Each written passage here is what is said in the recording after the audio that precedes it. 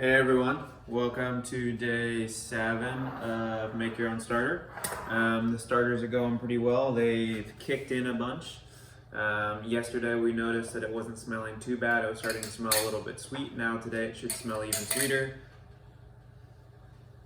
The whole wheat one's gonna smell a little bit more musky maybe, but you can tell that both of them have risen, maybe double the amount of size. We want a little bit more power before we make the bread.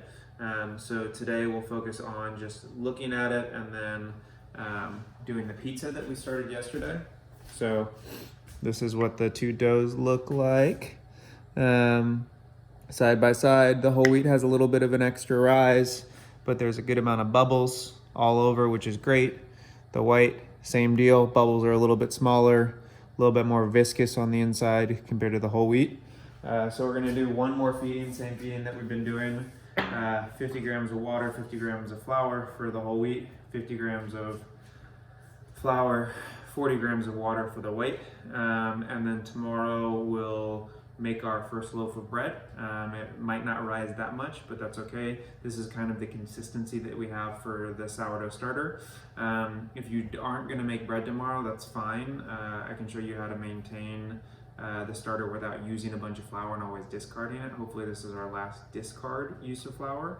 But what we'll do is we'll feed it, we'll leave it out for maybe an hour, and then we'll throw it in the fridge, and you keep it in the fridge for, in some cases, up to a couple of months, which delays the action. When you take it out of the fridge, you feed it once or twice, and then you're good to go. So I'll post a video on that. So I'll put these aside and feed these two after, and then we'll make some loaves tomorrow.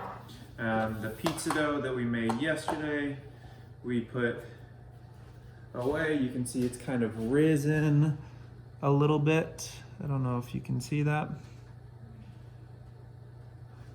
We'll dump it out. Maybe not. This was in the fridge overnight, so it's a little bit cold. I pulled it out maybe an hour ago.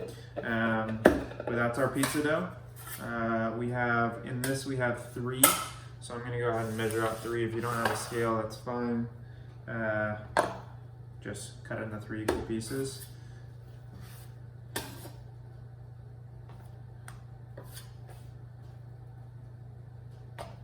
One,